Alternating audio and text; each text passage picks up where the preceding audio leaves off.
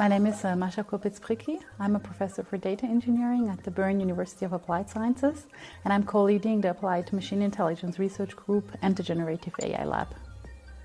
In my research, I'm working on language models and AI, and in particular, in the context of Horizon Europe, I'm currently leading the technical work package of the project BIAS. The BIAS project is an interdisciplinary project, so we have technical partner, but as well partners from the social sciences and humanities and with a legal background.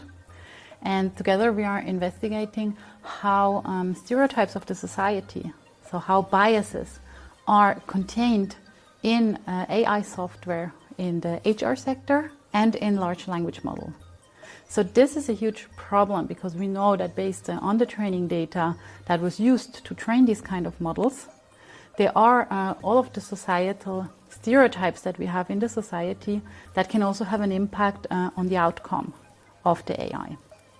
So in our particular case, we are looking at language models. So we are looking at, for example, the answers of large language models that can be biased and reinforce these stereotypes. And what we are doing from BFH here, among others, is to look at methods that help us to detect and in the long term mitigate this kind of biases, both in large language models and in other word embeddings and language models. I really like to work in international and interdisciplinary projects, so it was quite clear for me that I would likely be interested in European research projects when I started at BFH. Finding the right consortium is a key to be able to participate in this kind of projects. So I participated in different matchmaking platforms and matchmaking events, or these workshops also organized by Euresearch, to network and then find the right partners for this collaboration. As mentioned before, so one of the key points is really this networking, finding the right people, letting the right people know about your expertise so that they are able to find you.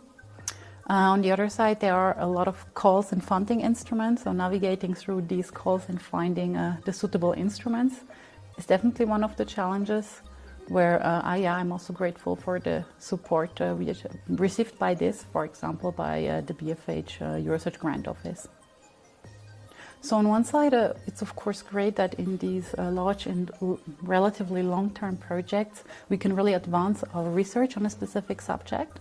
On the other side, in the kind of project we are working in, it's very interesting to work interdisciplinary, so to learn about the different working cultures in other domains and bring all these things together, as for example in the case of deliverables and other communications from the project.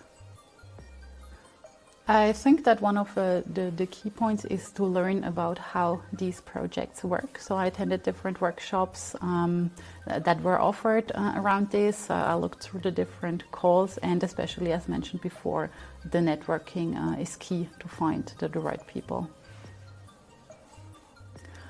It's great to collaborate in such a consortium because beyond the consortium itself, a lot of networking and meeting other international experts is possible.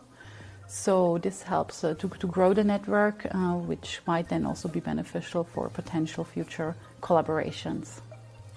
The topic of bias in AI that we are working on is highly relevant for the society and also in the short and midterm.